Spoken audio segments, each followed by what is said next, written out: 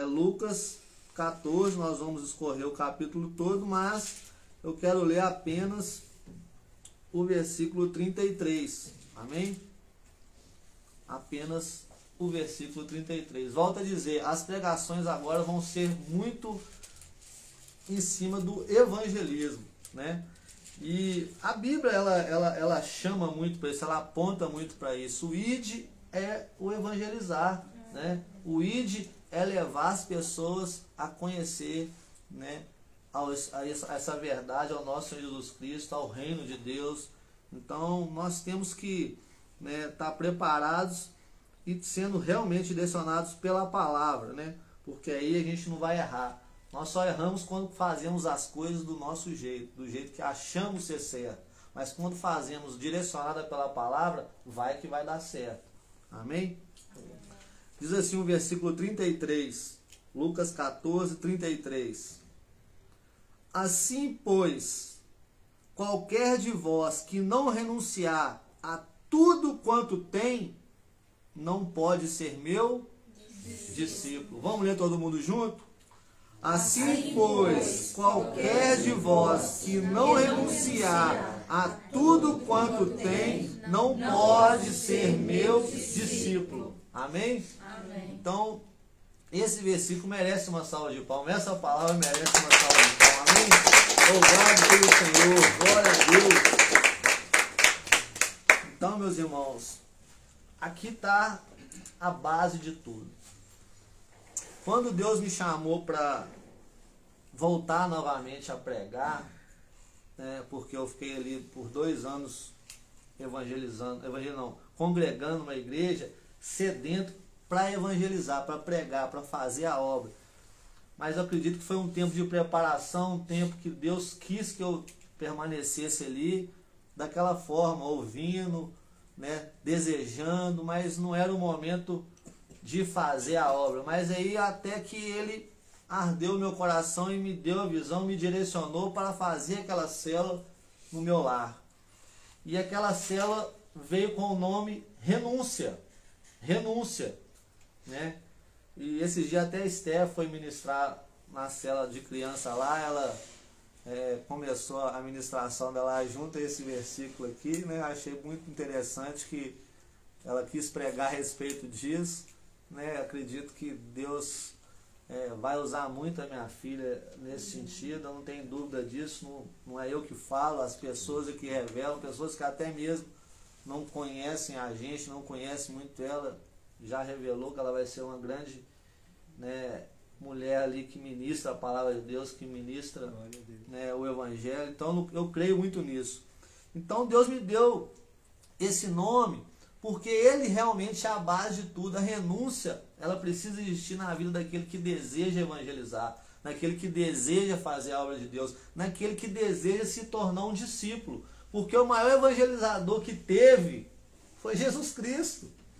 Ele ensinou o caminho, Ele ensinou como evangelizar, da forma, Ele treinou, Ele capacitou, Ele deu tudo que nós precisamos para ser um adorador por excelência, mas um adorador evangelista. Porque quando nós evangelizamos, nós estamos adorando a Deus, nós estamos fazendo a vontade de Deus. Então Ele nos deu toda a instrução necessária e direção e deixou tudo escrito. Nós temos uma apostila, nós temos tudo para ser um grande evangelista, um grande homem de Deus que leva as pessoas até Jesus. Basta a gente usufruir desse ensinamento e fazer as coisas de acordo com o que a palavra ensina. Então nesse capítulo ele vai falar com a gente, ele começa falando aqui, trazendo uma instrução que eu acho muito importante, né? Ele fala aqui da cura, né, de um homem, né, hidrópico, que era um homem que tinha ali uma enfermidade e precisava da cura, precisava ser curado, né? Mas havia uma lei, havia um protocolo, havia um costume, né, que aquele povo vivia naquela época e que muitas das vezes impedia aquele povo de viver e fazer a vontade de Deus, cegava aquele povo, porque como quem conhece a palavra, estuda a palavra, sabe, o Senhor teve a separação de um dia para descanso, chamado o sábado santo do Senhor, né? O sábado ali é onde o povo deixava de fazer atividade, deixava de trabalhar, deixava de, né, de fazer qualquer tipo de trabalho para ser um dia de descanso. Assim o próprio, né, Deus descansou da sua criação ali, né, nesse dia. Então eles receberam essa instrução, só que não viveram da forma correta. Eles julgavam, eles puniam, eles queriam crucificar aquele que até mesmo estava fazendo o bem no dia de sábado, né? Então ele vai e começa a quebrar protocolos ali, mostrar que a vontade de Deus, muitas das vezes ela é distorcida, e ela não é usada muitas das vezes por muitos para o bem, mas sim às vezes até para o mal. Tem pessoas que usam a palavra para ofender outros, para criticar outros, para acusar outros, né? Para se achar melhor do que os outros. Então Jesus começa ali trazendo aqueles homens ali, que aqui o texto fala que ele estava trazendo, era ali pessoas religiosas para esse entendimento, pessoas que se achavam inteligentes, suficientes, se achavam santas, né? E ele traz essa instrução para essas pessoas, e até mesmo para aqueles que o seguiam ele ali, mostrando para eles que o protocolo estava errado. A forma com que eles estavam enxergando a coisa estava errada. Eles precisavam acordar para a verdadeira vontade de Deus.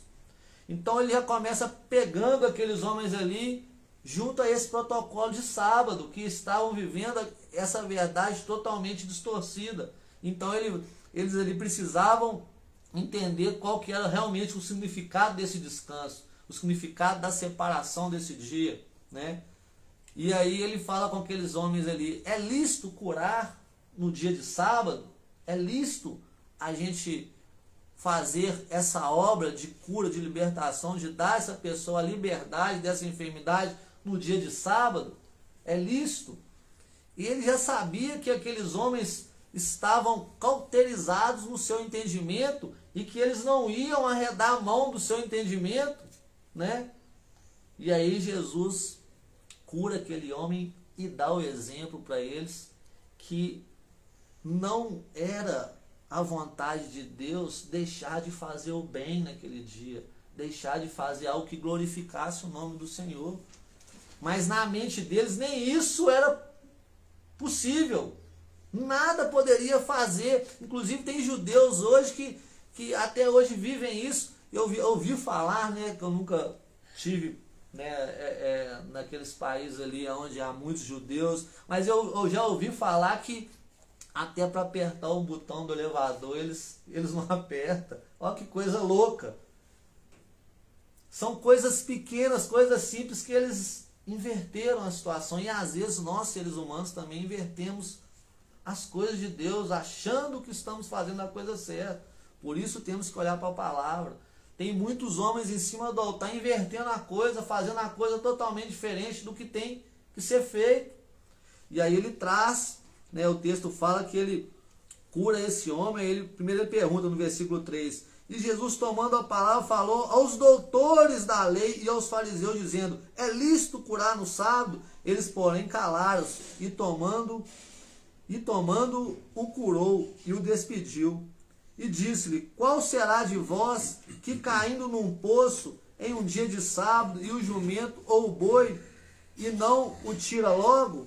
E nada lhe puderam replicar. Então Jesus ele já traz uma visão para eles, que eles estavam precisando entender realmente a verdade, realmente o propósito de servir a Deus, o propósito, né, real de viver a vontade de Deus. E qual que é o propósito real de viver a vontade de Deus sobre essa terra? Primeiramente, glorificar a Deus. Segundo, levar vidas a conhecer Jesus, levar vidas a conhecer a vida eterna. Coisas que muitos não acreditam existir. Tem muitas pessoas que não acreditam que há uma vida após essa vida. Tem muitas pessoas que acreditam que morreu, acabou, que o inferno é aqui.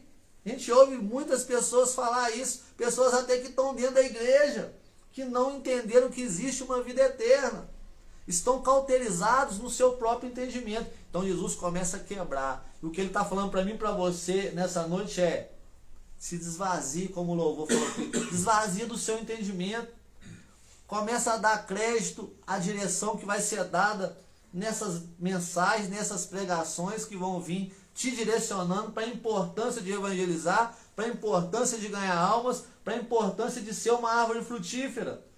Talvez você tenha algo na sua mente, talvez você tenha uma ideia, talvez você tenha um costume, mas ele está falando com você essa noite: se esvazie, deixa eu te direcionar, deixa eu te conduzir dentro desse evangelismo, dentro desse propósito dessa igreja, deixa eu te direcionar. Vamos quebrar aquilo que você acha ser certo, vamos fazer aquilo que é a vontade do Senhor. Às vezes nós achamos demais e deixamos de fazer o que é certo.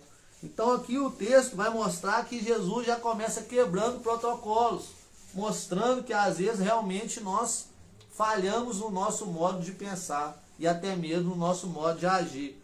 E aí ele continua o texto falando de algo principal para a pessoa ser um discípulo, que lá no final, como nós lemos aqui, quando está chegando no fim desse capítulo, ele fala, né, da renúncia.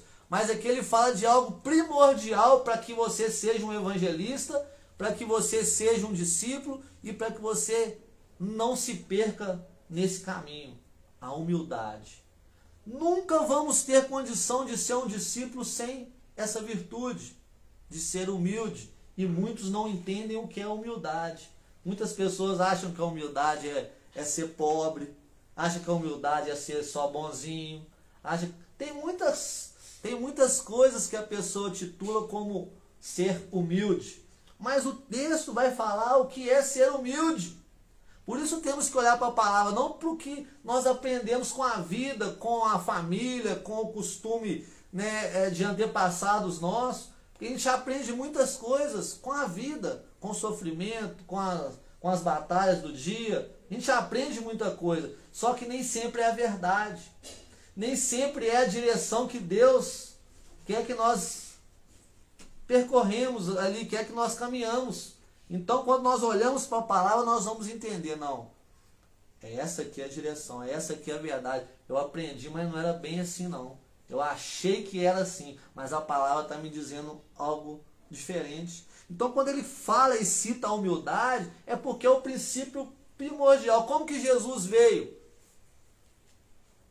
Ele veio em extrema humildade, numa serva, né, que muitos não acreditavam ter condição de dar a luz ao Filho de Deus.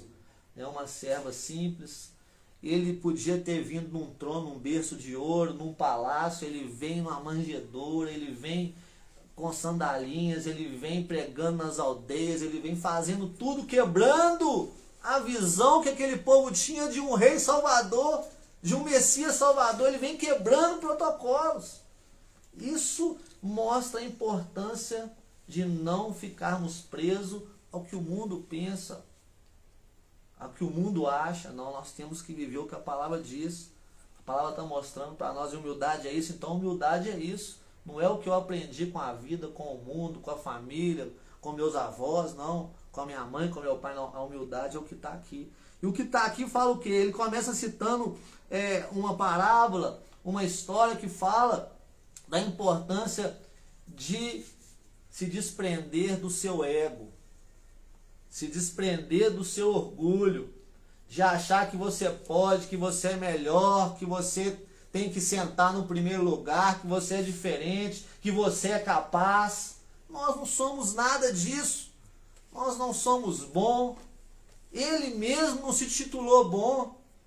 Nós somos falhos, nós somos miseráveis, como Paulo dizia: pobre, miserável, pecador que eu sou, se não fosse a misericórdia de Deus sobre mim, o que seria de mim? Então ele começa mostrando para aquele povo religioso que se achava melhor que as pessoas, que se titulava mais capaz, que se titulava diferenciado, que a humildade não estava neles. Porque eles queriam o primeiro lugar dos cultos ali, das sinagogas, eles estavam em cadeiras especiais ali, querendo aparecer, cheio de pedras preciosas no peito, cheio de de vestes bonitas, cheios de aparência.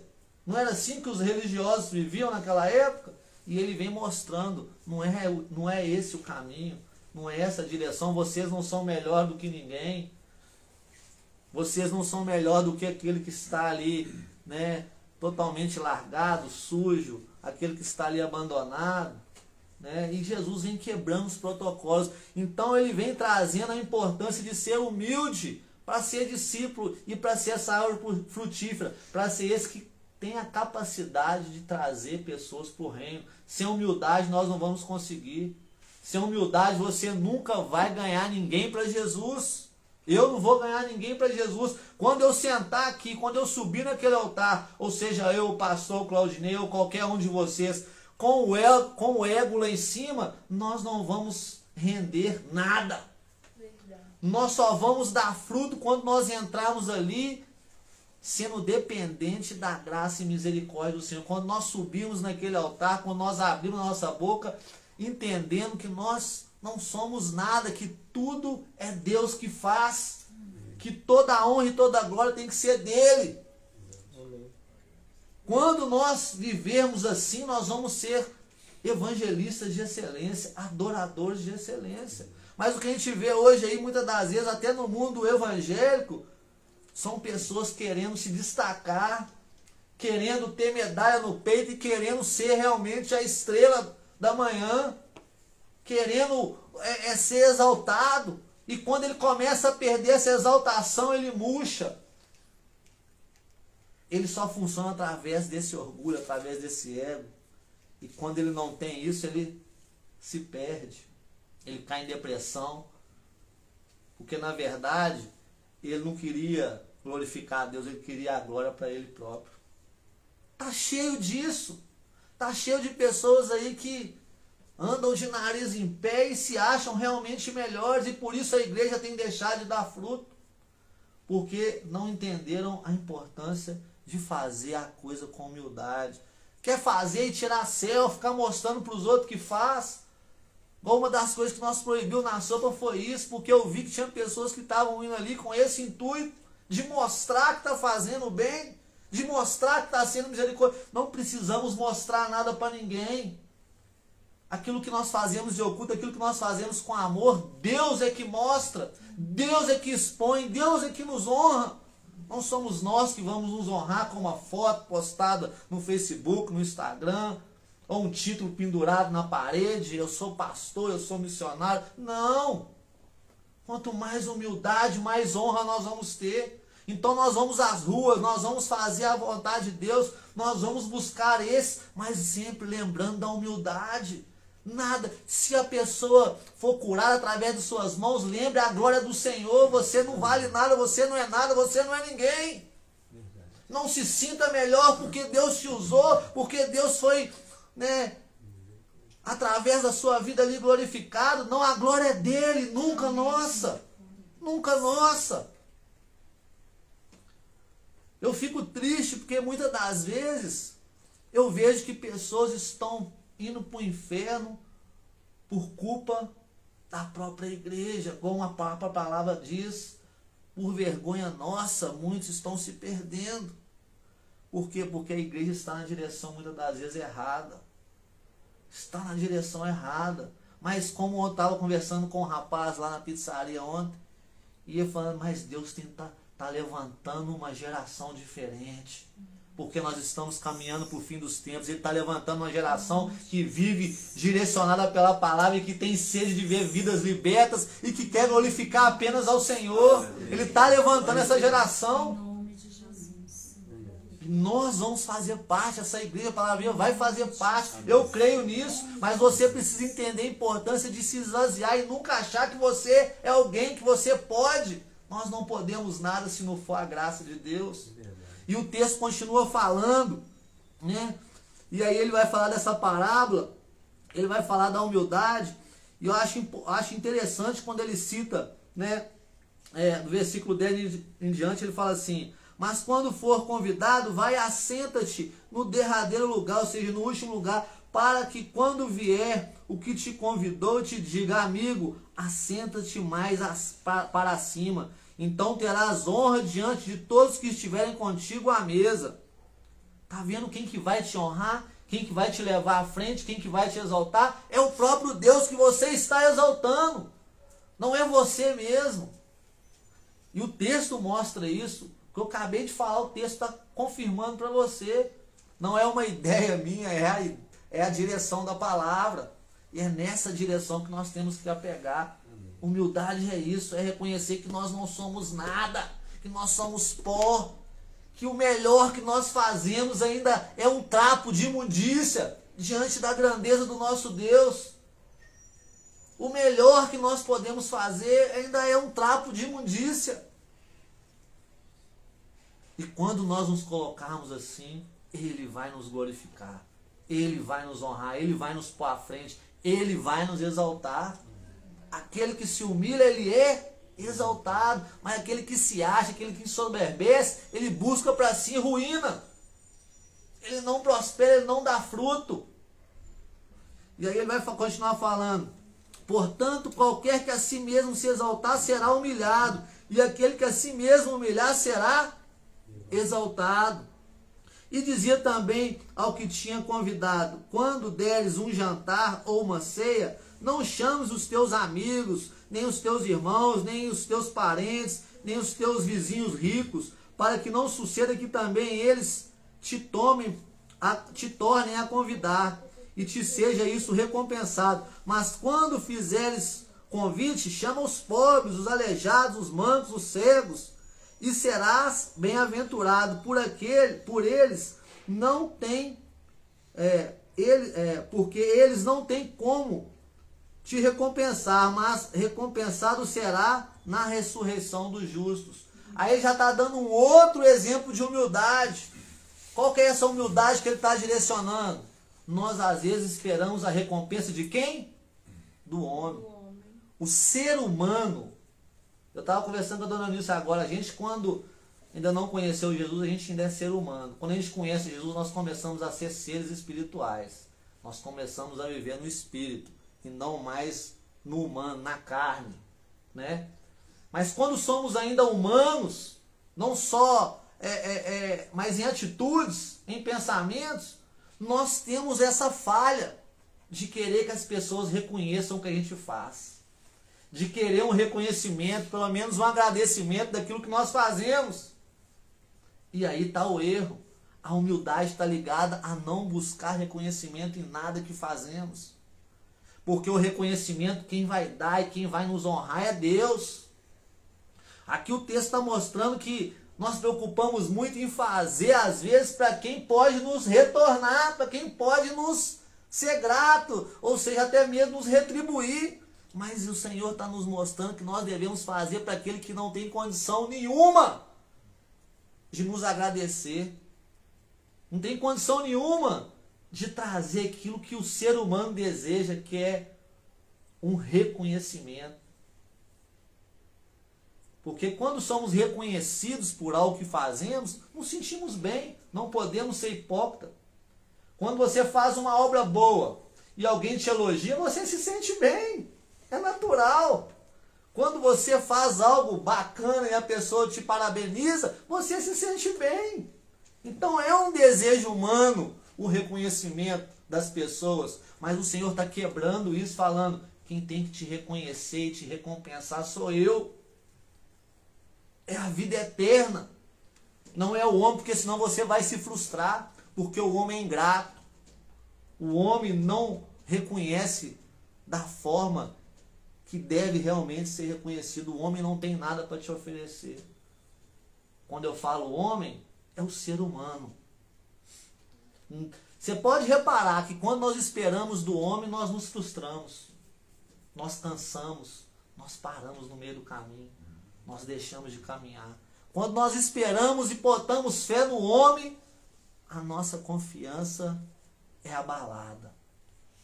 Nós deixamos até de confiar em Deus porque colocamos a nossa confiança no homem. Você pode ver, quando o pastor que está lá em cima é muito idolatrado, as pessoas colocam muita confiança nele e ele se escandaliza, a igreja toda morre, a igreja toda retrocede, a igreja toda esfria. Porque a confiança estava no homem. É porque é mais fácil você acreditar naquilo que você vê. Naquilo que você vê, falou E tudo. a Bíblia fala que bem-aventurados os que não viram, mas E creram. É isso. Aí está a chave de entender que aquele homem que está ali em cima do altar é pobre, nu, pecador, miserável, como você que está sentado ali. Ele tem que te dar exemplo, ele tem que ser espelho, tem, mas não esqueça que ele um dia foi ser humano e que ele tem as suas falhas, que ele tem, né, de alguma forma a mesma condição de cair que você.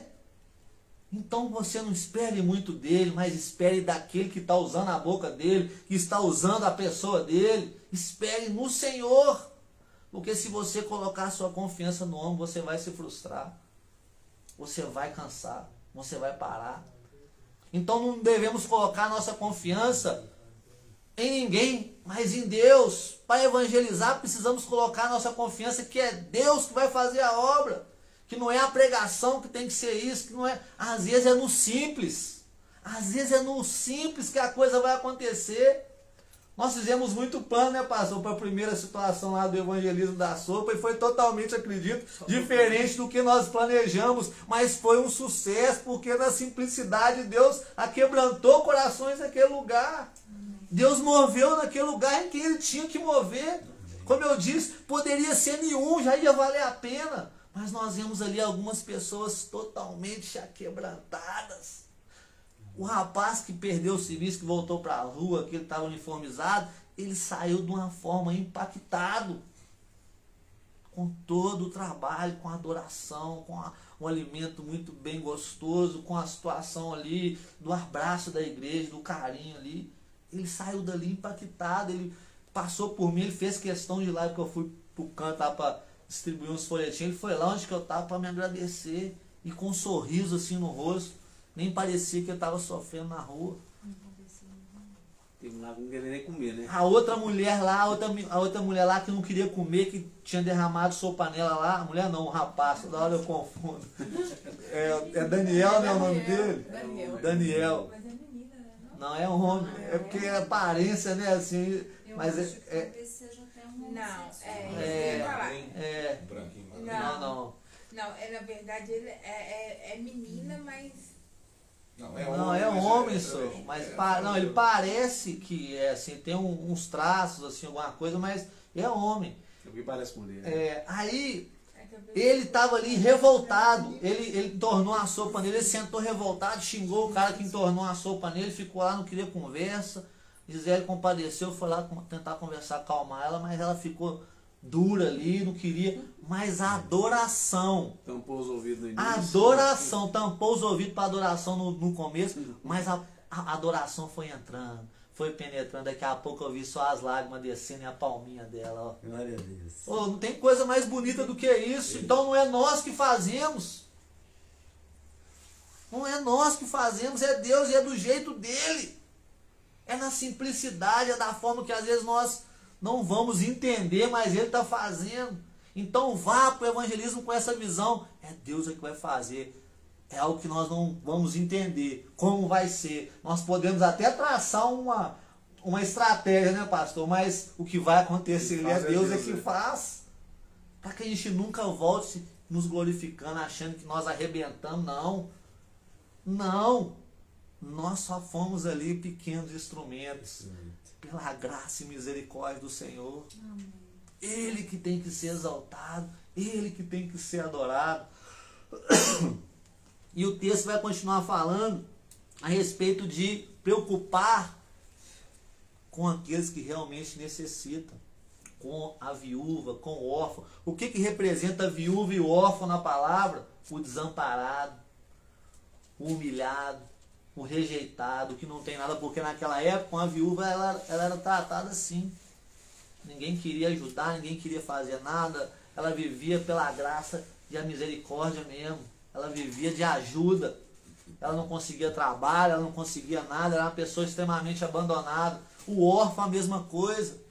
Então quando o Senhor cita muito a viúva e o órfão, é o desamparado, é o que não tem como trabalhar, é o que é rejeitado pela sociedade, é o que é visto com maus olhos, É esse que o Senhor está falando com você e comigo. É esse que você tem que dar o melhor.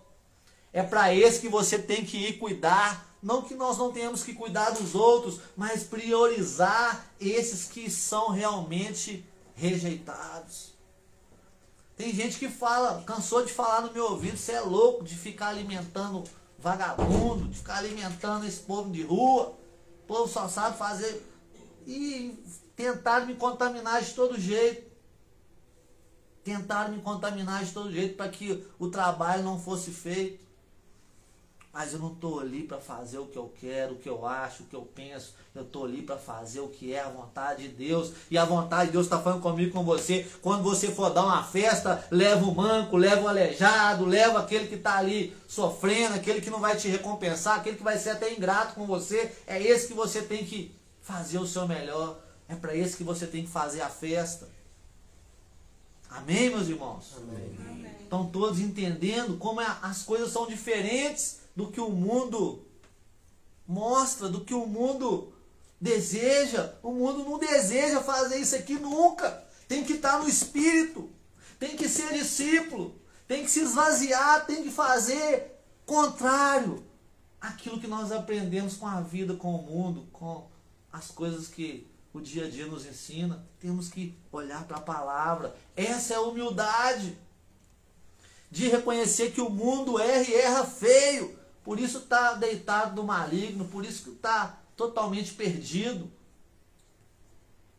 vivendo tudo aquilo que desagrada a Deus. E aí ele vai entrar num outro texto, que eu acredito ser um texto muito importante também, numa outra parábola que vai falar da grande ceia. Aí vai falar da pessoa que adora justificar, a pessoa que adora a colocar dificuldades para fazer o que tem que fazer, o que a palavra mostra. Quando ele fala da grande ceia, ele fala de um convite das pessoas irem ali, as bodas ali, de estar desfrutando ali com o Senhor de uma festa, de estar sentando à mesa com o Senhor. Ele fala ali de uma reunião ali, de um momento único que nós vamos ter. E aí acontece o quê? Muitos começam a arrumar justificativa para não estar, para não ir, para não fazer. No trabalho de evangelismo, vai existir muitas coisas para você justificar não estar lá, não fazer, não ser essa árvore frutífera. Mas é a sua escolha. Ou você cria justificativa, ou você passa por cima de tudo e vai. Ah, mas hoje eu estou com dor de cabeça. Ah, mas eu não tenho quem me leva.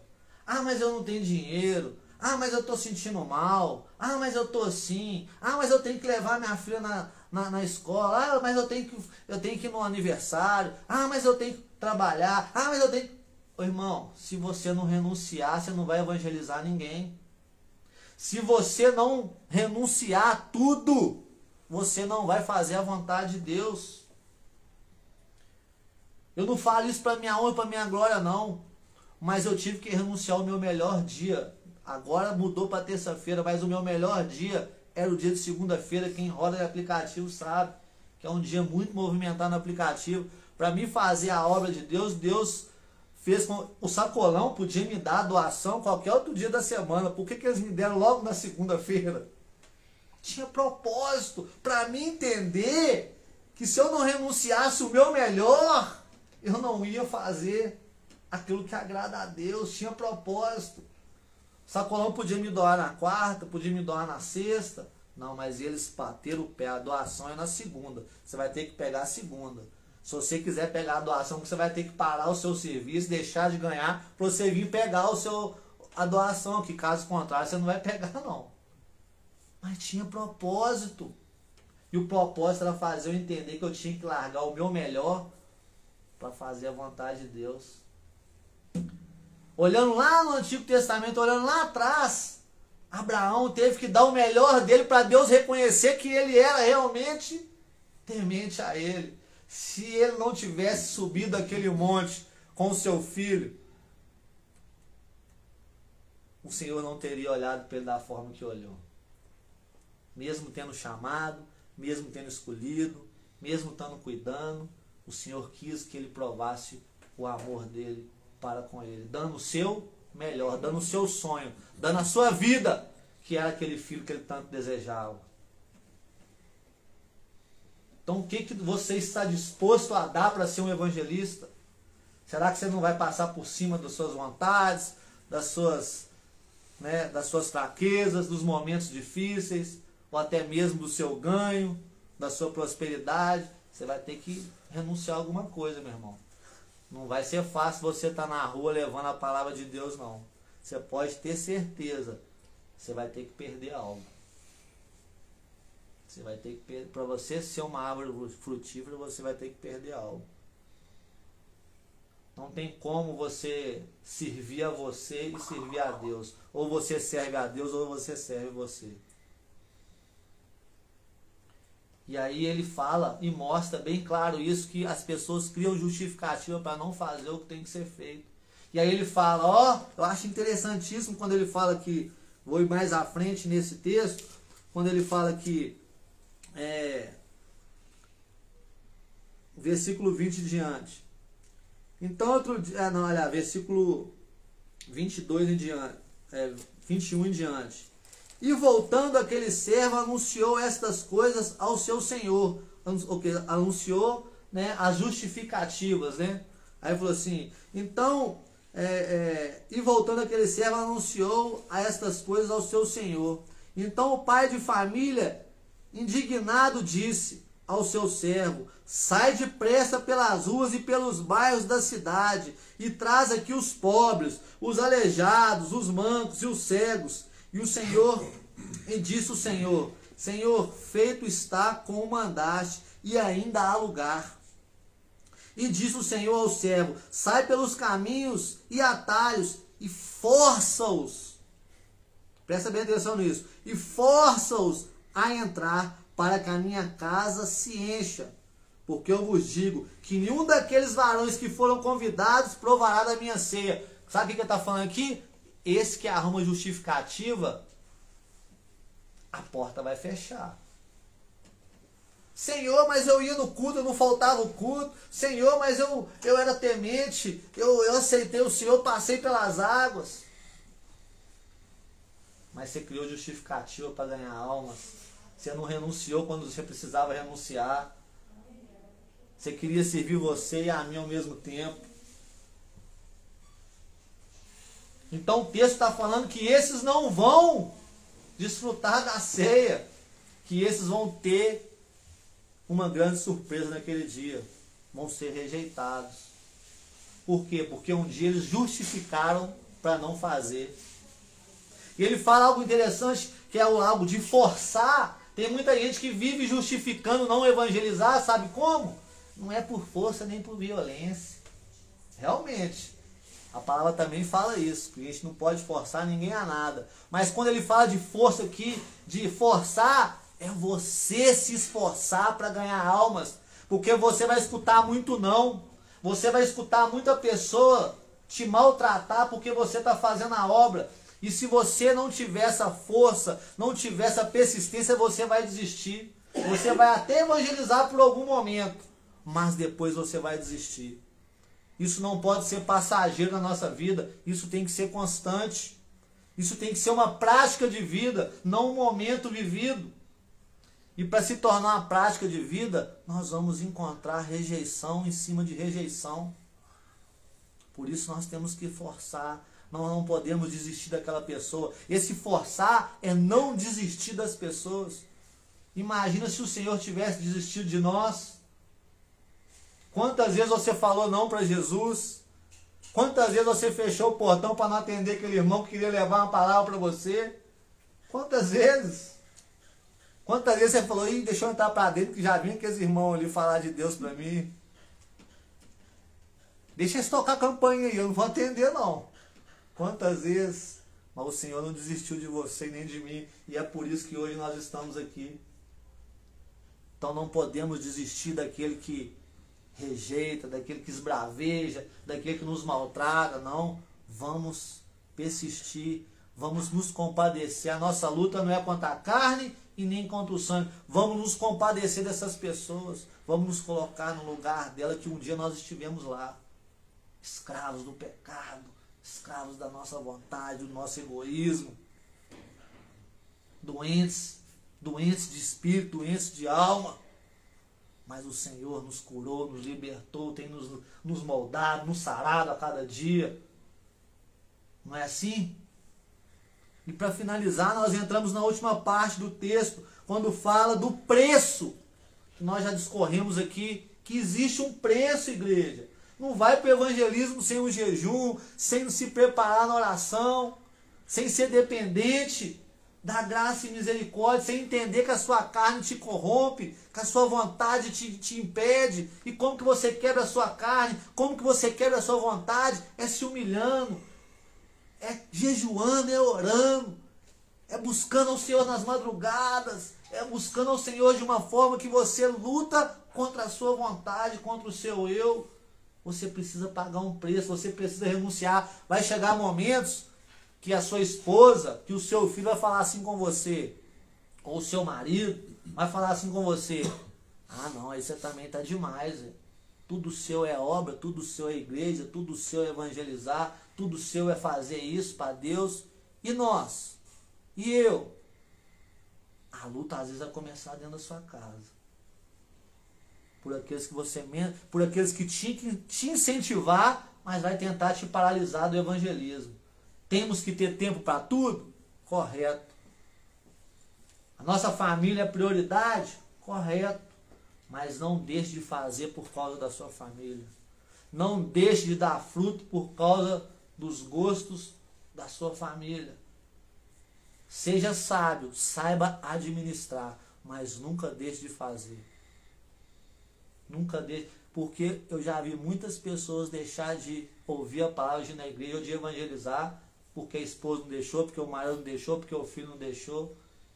Quem reina na vida dele é a família, é a esposa, é o lar. Não, lembra que quem tem que reinar na nossa vida é o Senhor Jesus. Amém. Quem tem que reinar na nossa vida é Deus. Temos que priorizar a nossa família, temos que levar eles também para o evangelismo. Temos que mostrar a importância de sermos frutíferos, de darmos não pouco, mas muito fruto. E como vamos dar muito fruto se só temos tempo para a família, se só temos tempo para o trabalho, se só temos tempo para a nossa vontade? Não vamos dar fruto. Temos que renunciar a essas coisas se queremos ser uma igreja que evangeliza. Às vezes vai ser um domingo que você vai ter que sair do culto e ir para as ruas para evangelizar. Mas você tinha a proposta de um passeio, de um clube, de um churrasco, de um descanso com a família, de um cineminha. Tinha muitas propostas. Qual vai ser a sua escolha? A escolha é nossa. Renuncia ou não renuncia? Larga tudo ou não larga? Se entrega por completo ou se entrega parcialmente? Ele quer o completo. Tem algo muito melhor do que essa vida pode te oferecer à nossa espera. Tem algo muito melhor. Mas para que esse melhor venha, nós temos que nos esvaziar desse mundo sujo, desse mundo maligno, que muitos estão presos nele. Está cheio de homem de Deus e mulher de Deus preso a esse mundo, preso aos deleites desse mundo. O que tem para nós é muito maior, igreja. Guarda bem isso. Para finalizar, o texto fala assim, versículo 34. Bom é o sal, mas se ele degenerar, como se abundará? Nem presta para a terra e nem para o monturo. Lança-no fora. Quem tem ouvidos para ouvir, que ouça. O que isso quer dizer? Para nós finalizar. Se você parar no meio do caminho, de nada adiantou o seu esforço primordial. Tem que ser uma coisa contínua. Ah, a igreja está evangelizando, a igreja está em paz. Eu vou, eu estou agarrado. Aí é aquele fervor todo. É a palha, né, pastor? Está naquele fogo ali, mas de repente o fogo apaga. Primeira lutinha que ele encontra, o fogo apaga. Primeira dificuldade que ele encontra, o fogo apaga. O texto vai falar aqui, eu não citei isso para não delongar muito, mas eu quero que você leia esse texto todo, que você leia esse texto, que você acompanhe na pregação. O texto fala aqui também da gente calcular. Da gente buscar calcular as coisas que a gente vai fazer. Para a gente não se perder quando estiver fazendo. E para depois não servir de motivo de deboche. Porque é isso que acontece. As pessoas começam muito bem, depois param no meio do caminho, aquela pessoa oscilante, e depois ela vira motivo de deboche.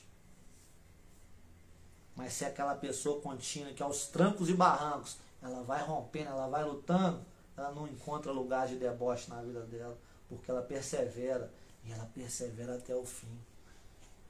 Mas aquele que começa as coisas e para no meio do caminho e larga, ele vira motivo de deboche. Então, que venhamos calcular, que venhamos buscar entender.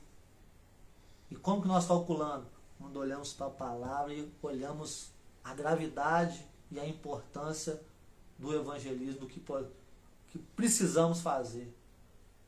É muito importante e sério o evangelismo. Nós precisamos estar dentro desse propósito, mais preparados para não começarmos e depois retrocedermos, mas para continuarmos firmes e constantes nesse propósito em nome de Jesus. Amém? Amém. Uma salva de palmas para a palavra do Senhor. Amém?